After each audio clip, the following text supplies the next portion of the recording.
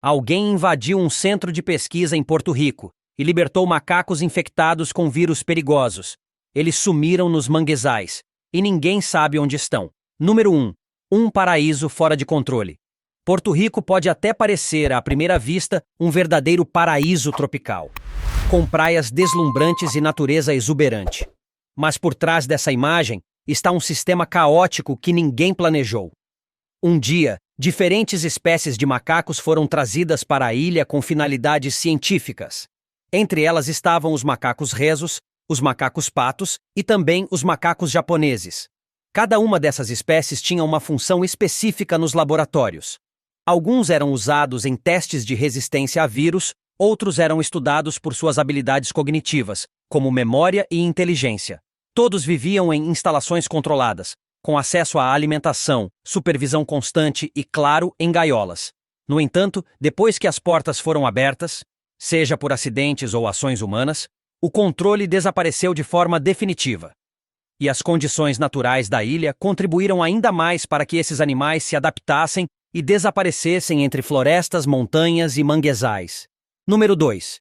Como surgem colônias selvagens quando as tempestades tropicais atingem a ilha com força, cercas são destruídas, gaiolas quebram e, inevitavelmente, alguns animais conseguem fugir. No início, os macacos que escapavam vagavam sozinhos, sem rumo certo, alimentando-se de frutas silvestres e restos de comida em lixões.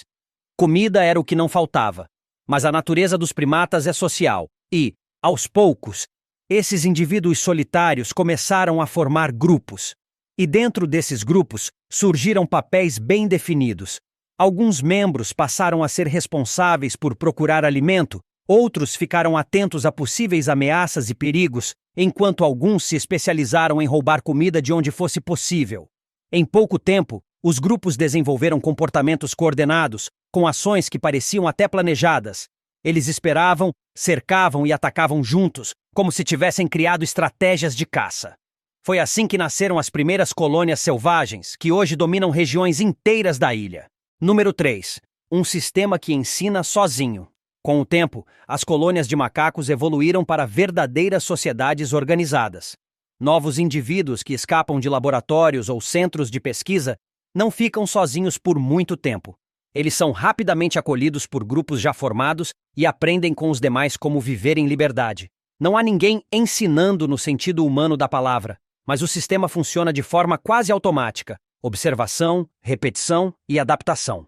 A lógica natural dos primatas se tornou um mecanismo de aprendizado contínuo, e assim, os macacos passaram a operar em um sistema que funciona com precisão. Quanto mais próximos dos humanos, maior a oferta de comida. Quanto mais comida disponível, mais nascimentos. Com mais indivíduos, surgem disputas territoriais, ataques e defesas. Esse ciclo se repete em toda a ilha, criando uma nova ordem natural que já não depende mais da presença ou ausência de humanos. Número 4. As tentativas fracassadas de controle. O governo de Porto Rico tentou várias estratégias para tentar conter o avanço das colônias de macacos. Foram implantadas armadilhas, campanhas de captura, programas de esterilização e até medidas mais radicais, como o abate controlado. Mas os resultados desses esforços foram praticamente nulos. E o motivo é simples: não se trata apenas de enfrentar animais em fuga, mas de lidar com uma espécie que com o tempo se adaptou com perfeição ao novo habitat. Os macacos rezos e os macacos patus não são nativos da ilha. Vieram de países como Paquistão, Índia, Nepal e regiões da África Central. A princípio, seriam usados temporariamente em laboratórios e estudos científicos. Só que desde a década de 1930, esse projeto deixou de ser temporário e se tornou parte da paisagem permanente da ilha. Número 5. De laboratório para o mato. Assim que perceberam que do lado de fora das cercas havia água limpa, frutas frescas, calor o ano inteiro e nenhum predador à espreita, os macacos seguiram o instinto de sobrevivência e abandonaram a vida em cativeiro. Afinal, por que voltariam às gaiolas, se havia tudo o que precisavam do lado de fora? Com isso, cada nova geração foi aprendendo e melhorando as táticas de sobrevivência, baseando-se na experiência dos macacos mais velhos. No começo, eram apenas indivíduos explorando os arredores. Depois vieram pequenos grupos, até que se formaram clãs inteiros. A partir da década de 1970, as fugas passaram a ser frequentes. Atualmente, colônias de macacos se espalham por mais de 600 quilômetros quadrados no sudoeste de Porto Rico. Hoje, eles já têm até uma espécie de mapa dos territórios. Campos agrícolas, hortas, lixões, telhados de casas, tudo está dividido entre zonas de influência das colônias. Número 6. A ascensão de um exército organizado. Na região sudeste da ilha, as populações de macacos já somam vários milhares de indivíduos. E o crescimento populacional continua de forma acelerada a cada ano. Um macaco macho adulto pesa, em média, 20 quilos. Não são bichinhos de estimação. São animais com força física considerável, reflexos rápidos, alta inteligência social e enorme capacidade de adaptação. Eles têm tudo o que uma espécie precisa para dominar um território: raciocínio, número e um ambiente onde os humanos não conseguem acompanhar o ritmo. Hoje, qualquer tentativa de conter o avanço das colônias se parece mais com falhas em um sistema que já saiu completamente do controle. Captura-se 100, aparecem 200. Fecha-se uma rota, eles descobrem outra. Não estão apenas sobrevivendo, estão conquistando o território como se já fossem os verdadeiros donos da ilha. Número 7. O avanço até a capital. Um caso marcante aconteceu em 2005, quando um clã inteiro de macacos apareceu a cerca de 30 quilômetros da capital, San Juan. Uma região que, junto com seus arredores, abrigava mais de 1,5 milhão de habitantes. A preocupação da população cresceu rapidamente, pois se os macacos chegassem até a capital, a captura seria ainda mais difícil, e o medo era justificado. Os macacos se adaptaram com uma velocidade impressionante. Primeiro, dezenas deles se estabeleceram nas redondezas do aterro sanitário de Toa Baja, onde encontraram fartura de alimentos. Mas, percebendo que havia ainda mais para explorar, começaram a se espalhar. Número 8. De fofinhos a ameaças reais. No começo, os moradores até achavam graça quando os filhotes de macaco subiam nos telhados das casas. Mas essa sensação de encanto logo deu lugar ao medo. Os mesmos filhotes começaram a derrubar vasos de plantas e emitir sons agressivos. Os moradores chamaram a polícia, e os agentes do Departamento de Recursos Naturais apareceram usando macacões brancos e máscaras, indicando que havia riscos sérios no contato com os animais. Mesmo com a remoção dos macacos denunciados, o clima de insegurança só aumentava. O problema, que começou no início dos anos 2000, não parou de crescer desde então. Número 9. Um problema que não para de crescer. Originalmente concentradas no sudoeste da ilha, as colônias de macacos ultrapassaram os limites daquela região e passaram a se espalhar por Porto Rico inteiro. Em apenas 13 anos, mais de 5.000 primatas foram capturados, e essa ação quase não teve efeito prático. As colônias simplesmente se reorganizam, recuperam as perdas e seguem em frente, com novos filhotes assumindo os espaços deixados. Hoje, os relatos de invasões e incidentes chegam de várias partes da ilha. Número 10. Sinais da presença dos invasores por toda parte. Em 2023, na região de North Puerto Nel, moradores se trancavam em casa com medo de um macaco agressivo que circulava pelas ruas. Ninguém sabia de onde ele veio, mas todos entendiam o óbvio. Se havia um, outros certamente estavam por perto. Em 2021, um macaco rhesus entrou calmamente no centro da capital, andando pelos telhados e assustando quem passava. Agentes do Departamento de Recursos Naturais tentaram capturá-lo, mas o animal escapou com facilidade, como se tivesse previsto cada movimento da equipe. Número 11. Um reflexo de algo maior. Casos parecidos continuaram surgindo. Um macaco atropelado em Guayama. Em Coamo, uma criança foi mordida. Em rodovias, placas alertam motoristas sobre possíveis travessias de primatas. Em fazendas, os donos encontram vestígios claros das visitas noturnas dos grupos. Nada disso é aleatório. Cada incidente representa uma peça de um processo muito maior, no qual os animais estão, pouco a pouco, tomando posse de novos territórios. O medo da população não é exagero. É um sinal de que algo no equilíbrio da ilha se quebrou. A sensação é clara. Porto Rico já não pertence apenas aos humanos. Número 12. A destruição silenciosa da agricultura. Além dos problemas urbanos e ambientais, os macacos também causam prejuízos severos à agricultura local. Em 2010, o Departamento de Agricultura de Porto Rico conduziu uma pesquisa com cerca de 90% dos agricultores que operavam nas áreas afetadas pela presença dos macacos. A meta era entender a real dimensão do problema entre os anos de 2002 e 2006. O resultado foi alarmante. Os agricultores que perdiam cerca de 1.130.000 por ano passaram a perder mais de 1.460.000 anualmente. Número 13. Quando desistir é a única saída. Isso não significa que os macacos comeram frutas no valor de quase $1,5 milhão. O impacto foi ainda mais profundo. Muitos agricultores simplesmente abandonaram o cultivo de frutas e vegetais, pois sabiam que os macacos devorariam tudo. No lugar disso, começaram a plantar feno, algo que os macacos não comem. Só que isso também não alimenta pessoas, não gera lucro e não contribui com a fauna local. São apenas campos que evitam a falência dos donos, e isso é só uma parte dos prejuízos, sem contar as fazendas que nem participaram da pesquisa. Número 14. A reação desesperada dos fazendeiros. Os agricultores que ainda insistem em plantar alimentos precisam defender suas terras com o que têm. Alguns usam armas de fogo para afugentar os macacos, porque, se não fizerem isso, perdem tudo. Melões, abóboras, abacates, mamões, qualquer alimento que cresça será devorado.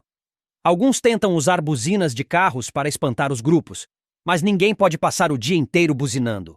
Outros instalam cercas elétricas, soltam cães treinados ou tentam capturar os macacos. Só que capturar um primata é arriscado. Eles mordem, arranham e transmitem doenças perigosas. Número 15. Inteligência que desafia o controle humano. Mesmo quando são capturados, os macacos frequentemente conseguem escapar. E depois disso, nunca mais caem na mesma armadilha. Eles aprendem com a experiência, observam o que acontece com os outros, analisam o ambiente e evitam os erros passados. Se um macaco é pego, os demais não chegam nem perto da armadilha. Quando um agricultor coloca a isca, os macacos mais jovens são enviados primeiro para testar o terreno. E até mesmo ao cruzar uma rodovia, os movimentos são calculados. Um indivíduo aparece primeiro, observa o trânsito, espera os carros pararem e dá sinal para o grupo atravessar. Tudo feito com precisão e disciplina. O conflito agora é claro. Os humanos não estão mais lutando contra o instinto. Estão enfrentando a inteligência. Número 16. Quando ignorar o perigo vira rotina. Os profissionais que tiveram contato com o macaco atropelado em 2002 eram treinados, faziam parte das equipes de resgate e de saúde, tinham acesso a equipamentos de proteção como luvas e máscaras, mas mesmo assim nenhum deles usava. Imagine então o que acontece com cidadãos comuns, que frequentemente cruzam com esses animais sem saber do risco real. Crianças brincam perto dos macacos, famílias tentam alimentá-los achando que são mansos, e algumas pessoas, especialmente agricultores, capturam os animais para vendê-los ilegalmente como bichos de estimação. Só que há um grande perigo nisso. O vírus B, mesmo inativo, pode ser reativado quando o animal está sob forte estresse. E nada é mais estressante para um primata do que ser capturado, preso e transportado. Isso significa que, ao levar um macaco aparentemente saudável para casa, uma pessoa pode estar, sem saber, levando também uma ameaça invisível. Um vírus que, se ativado, pode ser fatal. Número 17. O desconhecimento amplia o risco. À medida que a população de macacos cresce e seu território se expande, o número de interações entre eles e os humanos também aumenta. E com isso, o risco de transmissão do vírus B cresce junto. A parte mais alarmante é que muitas pessoas em Porto Rico, incluindo médicos e profissionais da saúde, sequer têm consciência da gravidade desse vírus. Eles não sabem como ele funciona, nem conhecem os procedimentos de segurança necessários para lidar com os macacos rhesus. Essa ignorância generalizada, somada à alta capacidade de reprodução dos primatas e ao constante contato com humanos, cria um cenário perigoso. O mais surpreendente é que, apesar de todas essas condições, uma epidemia ainda não tenha ocorrido. Mas o fato de ainda não ter acontecido não significa que o risco não esteja presente. Pelo contrário, ele está aumentando silenciosamente a cada dia. Número 18. A fauna local paga o preço. Os danos causados pelos macacos não afetam apenas os humanos. A fauna nativa da ilha também está sofrendo. Como toda espécie invasora, os macacos alteram o equilíbrio ecológico do ambiente onde são introduzidos. Em 1966, por exemplo, um experimento foi realizado para estudar como os macacos rhesus se adaptariam a um ambiente insular. 57 indivíduos foram soltos em uma ilha remota, com cerca de 1 km². A vida para eles era tranquila. Havia comida, água, espaço e nenhum predador. Eles se adaptaram com facilidade e prosperaram. Mas algo inesperado aconteceu. A população de aves que usava aquela ilha como área de nidificação caiu drasticamente. As autoridades, após anos de observação e frustração, decidiram remover os macacos da ilha. O problema? Essa remoção só foi concluída em 2017, meio século depois. Isso mostra o quanto é difícil reverter os danos provocados por uma espécie invasora. Número 19. Eles comem mais do que frutas. A ideia de que macacos se alimentam apenas de frutas e folhas é um mito. Na prática, eles são oportunistas e comem o que estiver disponível. Quando a comida escasseia, eles invadem galinheiros e roubam ovos. Já foram registrados casos de macacos invadindo propriedades rurais apenas para pegar ovos de galinha ou filhotes de aves. Eles se alimentam de répteis, roedores, ovos e até de filhotes de espécies ameaçadas. Isso inclui pássaros nativos como o melro de ombros amarelos e o caprimulgo porto-riquenho, que já são raros. Durante um projeto de recuperação dessas aves, pesquisadores instalaram mais de 200 ninhos artificiais e depois de algum tempo encontraram nítidos sinais da presença dos macacos.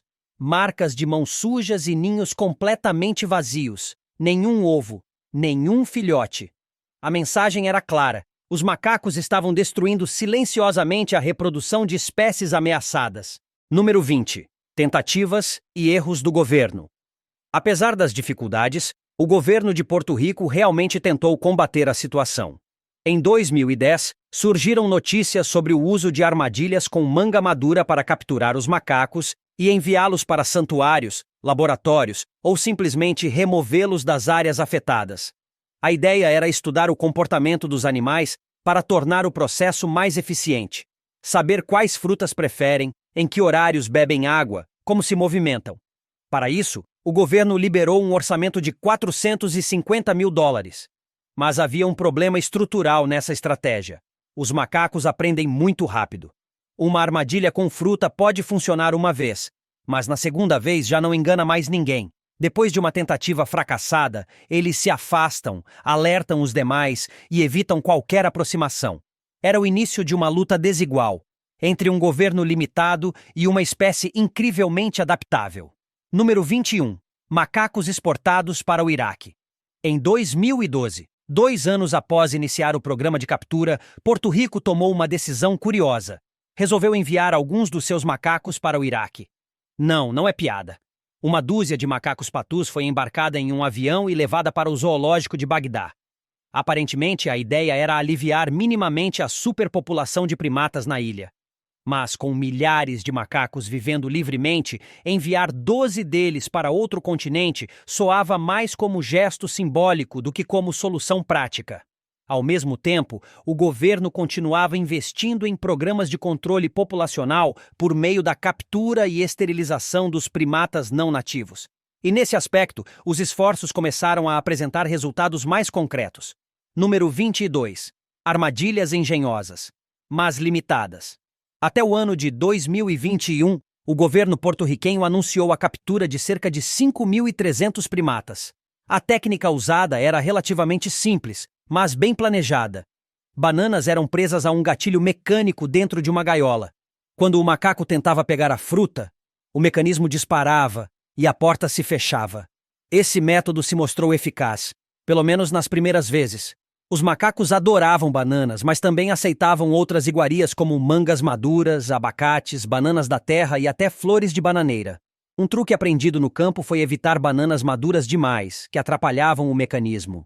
Em vez disso, usavam bananas verdes. Enquanto amadureciam, os macacos se acostumavam com a armadilha, exploravam o ambiente, se sentiam seguros e só então eram capturados. O problema? Depois que alguns foram pegos, os outros aprenderam e evitavam as armadilhas. O método funcionava, mas apenas por um tempo. Número 23. Por que não levá-los para outro lugar? E aí você pode se perguntar, por que simplesmente não transportar os macacos para outros países? A resposta: ninguém quer. As autoridades porto-riquenhas ligaram para 99 instituições em diversos países. incluindo os Estados Unidos, América do Sul e Europa, oferecendo os macacos rhesus e patos. A resposta foi sempre a mesma: não, obrigado. Essas espécies já se reproduzem muito bem em cativeiro, então não há razão para importar mais. Número 24. Um legado científico inesperado. É bom lembrar que os macacos não foram trazidos por acaso. Tudo começou com a ciência. O comércio de primatas no Caribe existe há mais de 300 anos, mas no século XX passou a ter foco em pesquisas. Macacos eram transportados do continente para as ilhas e formavam colônias selvagens. Hoje, isso é visto como um erro. Muitos são capturados para a ciência ou simplesmente eliminados. No ambiente selvagem dos Estados Unidos, eles não sobrevivem por muito tempo. O clima não é tropical o suficiente. Mas os macacos rhesus foram fundamentais para a medicina. Número 25. O papel dos macacos na medicina moderna. Os macacos rhesus ajudaram a desenvolver vacinas contra a raiva, varíola e poliomielite. Graças a eles, a expectativa de vida humana aumentou consideravelmente. Em 1974, um centro de pesquisas expandiu sua colônia de macacos especificamente para o programa de vacina oral contra a poliomielite, o OPV de Sabin. Em poucos anos, a colônia já tinha 1.000 animais. Hoje, pesquisadores pagam uma taxa para ter acesso aos dados, animais e laboratórios, e os pedidos passam por uma revisão criteriosa para garantir que só projetos realmente relevantes sejam aprovados. Número 26. A Ilha dos Macacos de Pesquisa. Um exemplo famoso é o CPRC, que deu grandes contribuições para os estudos sobre HIV e AIDS. Em Porto Rico, existe até uma Ilha dos Macacos, usada exclusivamente para pesquisa científica. Os animais vieram de 12 regiões diferentes da Índia, foram colocados em gaiolas e transportados de navio por Nova York até San Juan. O objetivo era criar uma colônia saudável para estudar doenças tropicais. A ilha se chama Caio Santiago e virou referência internacional em estudos com primatas. Número 27. O furacão Maria e a resiliência inesperada. Mas tudo mudou em setembro de 2017, quando o furacão Maria atingiu Porto Rico e devastou Caio Santiago. Os macacos viviam soltos na ilha desde 1938, quando um pesquisador americano iniciou o projeto de criação do local. Mesmo com a destruição provocada pelo furacão, que eliminou 2/3 da vegetação, a maioria dos 1.800 macacos sobreviveu.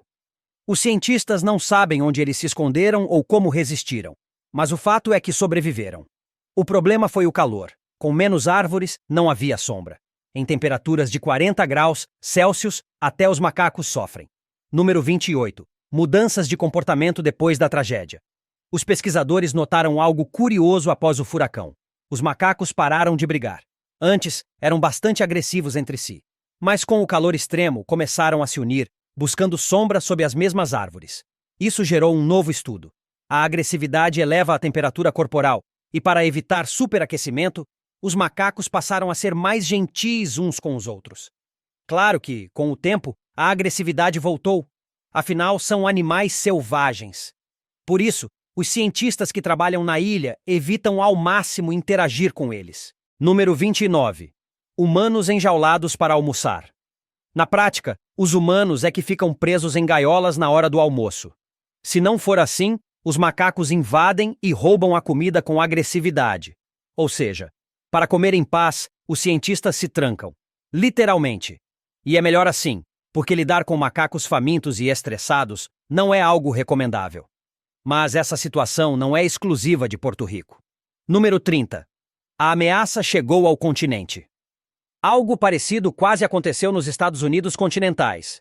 Em novembro de 2023, macacos escaparam do Centro de Pesquisas Alpha Genesis, na Carolina do Sul. Um dos maiores do país, com mais de 40 hectares onde vivem e se reproduzem macacos para fins científicos. A fuga aconteceu por um motivo simples. Um funcionário esqueceu a porta aberta. Os macacos perceberam e fugiram. Ninguém sabia para onde tinham ido. A população local foi orientada a fechar portas e janelas, não se aproximar e ligar para o número de emergência caso vissem algum primata. Número 31. A busca pelas fugitivas. Alguns meses depois, em janeiro, o Departamento de Polícia de Yemassee, anunciou que todas as 43 macacas fugitivas tinham sido encontradas, vivas e sem ferimentos. Todas eram fêmeas jovens da espécie Rhesus e durante todo esse tempo ficaram nos arredores da própria instalação. A operação foi rápida e eficiente, e honestamente, se Porto Rico tivesse agido com a mesma agilidade, muitos dos problemas que enfrentam hoje poderiam ter sido evitados. Número 32. A Ilha dos Macacos na Carolina do Sul. Mas isso não significa que os Estados Unidos continentais estejam a salvo. Existe uma ilha chamada Morgan Island, localizada no arquipélago Sea Islands, no condado de Beaufort, Carolina do Sul. Os moradores locais a conhecem por outro nome, Ilha dos Macacos. E não é à toa. Uma colônia de macacos Rhesus vive ali em liberdade total, sem cercas, sem jaulas, sem turistas com câmeras, só natureza e silêncio. Quer dizer, silêncio onde vivem macacos é algo discutível, mas a ideia é essa. Número 33. Uma colônia criada por necessidade política. Essa colônia foi fundada em 1979 e hoje abriga cerca de 3.500 macacos de origem indiana. Mas originalmente, esses animais não foram levados para a Carolina do Sul por acaso. A primeira geração veio diretamente do Centro de Pesquisas de Primatas do Caribe, em Porto Rico. O mesmo de onde fugiram os macacos do começo da nossa história. Na época, a Índia havia proibido a exportação de primatas, então os Estados Unidos precisavam encontrar uma alternativa. Morgan Island era perfeita. Clima quente, floresta densa, nenhum predador. Número 34. Proibido para humanos. Desde então, a população de macacos mais do que dobrou. Atualmente, a ilha pertence formalmente ao Departamento de Recursos Naturais da Carolina do Sul. Mas quem gerencia a colônia é o Instituto Nacional de Alergias e Doenças Infecciosas. Por isso, o acesso é totalmente proibido. Ninguém pode pisar na ilha, nem mesmo na beira da praia. Os macacos fazem parte de um programa científico ativo e manter a colônia sem interferências humanas é prioridade absoluta. Número 35. Um caso curioso. Fuga aquática. Mas será que os macacos podem escapar? Não é impossível. Em abril de 2005, um macaco de 10 anos e cerca de 9 quilos conseguiu nadar até uma ilha vizinha e foi encontrado no quintal de alguém, em cima de uma árvore. O animal estava bem, tranquilo e provavelmente sem entender todo o alvoroço. Cientistas analisaram o caso e concluíram que, embora os macacos Rhesus saibam nadar, não costumam atravessar longas distâncias. Ainda assim, esse fez exatamente isso. Número 36. Fugiu por briga ou por amor? A explicação provável? Um problema social. Talvez o macaco tenha brigado com outro do grupo. Talvez tenha tido um término amoroso traumático. Ninguém sabe ao certo, mas o fato é que ele nadou até outra ilha. Detalhe, para chegar lá de barco a motor, leva cerca de 9 minutos. E o macaco não tinha barco, nem sabia usar remo. Ou seja, o esforço foi grande. Os cientistas, ao invés de se preocuparem, apenas respeitaram. Já os moradores da região, esses sim ficaram alarmados, principalmente depois de ouvirem o que aconteceu em Porto Rico. Então, da próxima vez que você ouvir falar de macacada, lembre-se, em Porto Rico e em outras partes do mundo, os primatas não são só parte da natureza. Eles fazem parte de sistemas complexos, muitas vezes criados sem querer pelos próprios humanos. E lidar com isso exige muito mais do que uma simples armadilha com banana. Se tiver gostado do vídeo, deixe seu like, comente abaixo o que achou e inscreva-se em nosso canal para acompanhar todas as novidades. Te encontro em um desses vídeos que estão aparecendo agora na sua tela. Cuidem-se, pessoal!